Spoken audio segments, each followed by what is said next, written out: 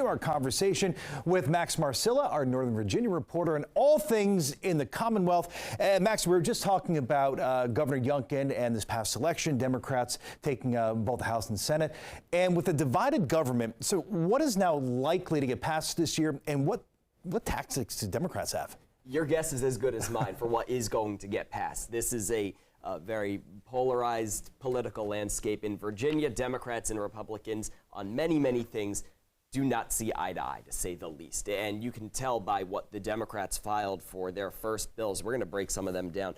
The first thing they filed was a constitutional amendment to protect abortion, one of the biggest issues of the campaign, and of course one of the biggest differences between the two parties. Now, what's interesting about the constitutional amendment, if the Democrats want to get something done, that could be a good path for them. And I don't want to get too, inside baseball, but essentially with constitutional amendments, it has to pass the General Assembly, both the House and the Senate, 2 times. And then it's up to the voters. So that's one area where the Democrats technically could get it done without Governor Youngkin's input or whoever the next governor may be.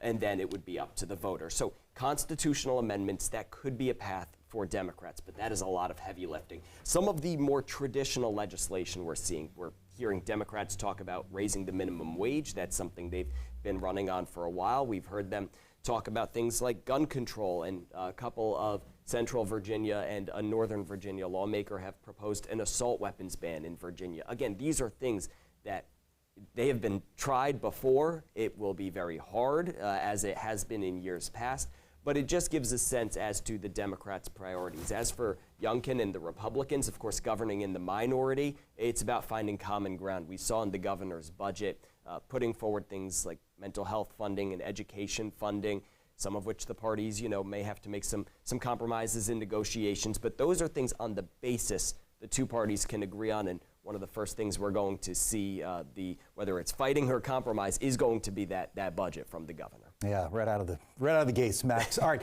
so Governor Youngkin still has 2 years left in his term. We're already seeing Democrats line up running for governor. Congresswoman Abigail Spanberger throwing her hat in the ring, as has Richmond Mayor LeVar Stoney. Again, the election isn't until 2025.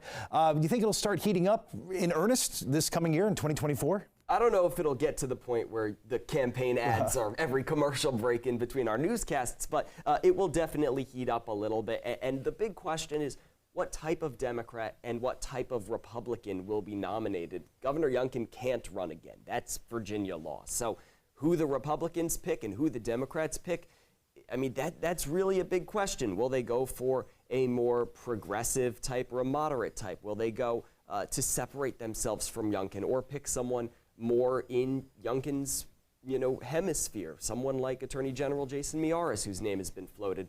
These are the big questions that the two parties have to decide a little bit down the road, but it's never too early to start talking about a big election. Never.